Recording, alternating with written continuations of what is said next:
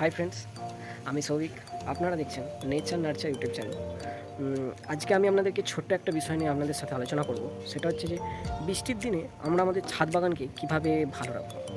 দেখুন, বৃষ্টির যে জল, সেটা আমাদের ছাদ বাগানের গাছেদের বা যে কোনো গাছেদের ক্ষেত্রে বৃষ্টির জল খুব উপকার আমরা জানি। সেটা বৃষ্টির জল আমাদের গাছেদের ক্ষেত্রে খুব ভালো এবং বৃষ্টির জলে আমাদের গাছের গ্রোথ খুব ভালো হয়, আমরা এটা জানি। কিন্তু অতিরিক্ত জলটা আমাদের কিছু কিছু গাছের কিছু কিছু ক্ষেত্রে খুব ক্ষতি হয়ে থাকে। যেমন অতিরিক্ত জলের ক্ষেত্রে অনেক সময় আমাদের গাছের ফুলের কুড়ি অবস্থায় ফুলটা ফোটার আগের মধ্যে ফুলটা খসে পড়ে, গাছের পাতা হলুদ হয়ে যায় এবং পাতা খসে পড়ে মাঝে মাঝে। যেমন আজকে আমি আপনাদেরকে একটা এক্সাম্পল দেখাচ্ছি। এই যে দেখুন, এটা আমার একটা পঞ্চমুখী জবা, দেখতে পাচ্ছেন। এই পঞ্চমুখী জবাটা আজকে একটু ওয়েদারটা থেমেছে, আজকে বৃষ্টিটা হচ্ছে না, প্রচুর পরিমাণে ঝড় দিচ্ছে। তো দেখলাম এই পঞ্চমুখী জবাটা ফোটার এই অতিরিক্ত ধরুন আজকে 3-4 দিন ধরে একটানা বৃষ্টির কারণে দেখলাম কুঁড়ি খসে পড়ে গেছে। এই দেখতে পাচ্ছেন, কুঁড়ি হলুদ হয়ে খসে পড়ে গেছে। এইদিকে একটা ফুল ফোটার আগের মুহূর্তের কুঁড়িটা খসে পড়ে গেছে, দেখতে পাচ্ছেন। এইগুলো আমাদের অতিরিক্ত জলের কারণেও হয়। অতিরিক্ত জলের কারণে পাতা হলুদ হয়ে যায়, পাতা এরকম হয়ে যায়। তো এরকম পরিস্থিতিতে আমরা গাছকে কীভাবে রক্ষা করব? এবার ধরুন আমার বাগানে, আমার ছাদেতে বিরাট কিছু গাছ নেই, কিছু অল্প সামান্য গাছ আছে, বিরাট কিছু গাছ নেই। কিন্তু যাদের প্রচুর গাছ আছে ছাদ বাগানে, তারা কী করে, ছাদের ওপর নেট করে দেয়।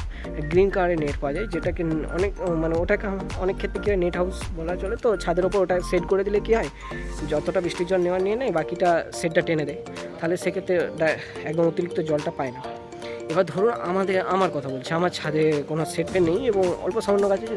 সে কারণে আমি আমার বুদ্ধিতে অতিরিক্ত যখন দেখি যে এরপরে বৃষ্টির জল পেলে গাছের ক্ষতি হচ্ছে, সেক্ষেত্রে আমি একটা ট্রিক্স ইউজ করি, যেটা আপনারাও ইউজ করতে পারেন, খুব ভালো হয়। দেখাচ্ছি কীরকম, আপনারা দেখুন। এতে করলে কী হবে, আপনাদের বৃষ্টির জলটা গাছের ওপরে পড়লে অসুবিধা নেই, মাটিটা সব অতিরিক্ত জলটা সহ্য করতে পারে না। সেক্ষেত্রে আমাদেরকে কী করতে হবে, মাটিটাকে ঢাকা দিতে হবে। কীভাবে দেবো দেখে নিন। দেখুন, এটা হচ্ছে আমার একটা পঞ্চমুখী জবার গাছ, ঠিক আছে। এই জবা গাছটাকে আমি একটু অল্প স্বল্প ছাঁটাই করেছিলাম। তো নতুনভাবে গজাচ্ছে, দেখতে পাচ্ছেন। গাছটার গ্রোথ মোটামুটি ঠিকঠাকই আছে।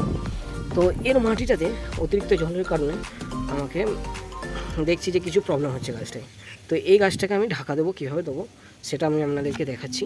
যে শুধুমাত্র গাছের ওপরে বৃষ্টির জল পাবে, এতে করে কী হবে, গাছের খুব ভালো হবে, ঠিক আছে। অতিরিক্ত আবার একটা জিনিস যেটা হচ্ছে যে অতিরিক্ত বৃষ্টির জল পেলেও ধরুন আপনার গাছের খুব অল্প সামান্য মিলিবাগ দেখা দিয়েছে, যেমন দেখুন, বা হোয়াইট ফ্লাই দেখা দিয়েছে, যেমন দেখুন এই যে আমার এই গাছটায় হোয়াইট ফ্লাই দেখা দিয়েছে। তো এটাতে আমি ওষুধ স্প্রে করব, কিন্তু বৃষ্টির ডাইরেক্ট জলের ক্ষেত্রেও অনেক সময় কী হয়, মিলিবাগগুলো নষ্ট হয়ে যায়, এই হোয়াইট ফ্লাইগুলো নষ্ট হয়ে যায়। তাই গাছ ঢাকা দেবো না, শুধুমাত্র টবের মাটিটাকে ঢাকা দেবো। কীভাবে দেবো দেখে নিন। প্রথমে আমরা এই ধরনের একটা পলিথিন নেবো। আপনারা এই ধরনের সাদা পলিথিন বা যে কোনো পলিথিন নিতে পারেন, যাতে জলটা ধরে মানে আটকে দিতে পারবে। এরপর আমরা মাছ বরাবর আপনাদের টব অনুসারে পলিথিনটা নিয়ে মাছ বরাবর দেবেন।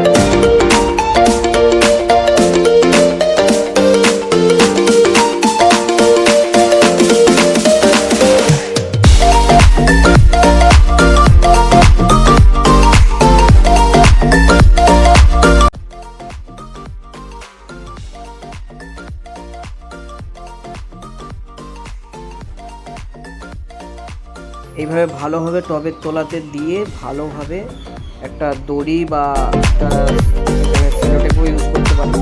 সেলোটেপ বা দড়ির মাধ্যমে ভালোভাবে বেঁধে ভালোভাবে আটকে দেবেন টবটাকে।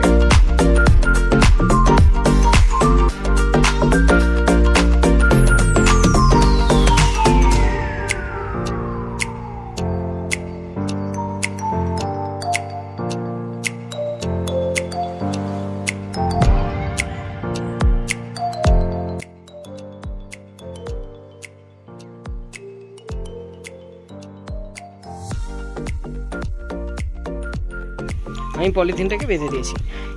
বেঁধে দেওয়ার পর দেখুন, পলিথিনটা কিন্তু শুধু গোড়াটায় আছে, ঠিক আছে। তাই জলটা যদিও লিক করে, এই গোড়া দিয়ে অল্প পরিমাণে লিক করে, ভালো করে দেখুন, অল্প ওপেন আছে, বাকিটা পুরো ঢাকা আছে।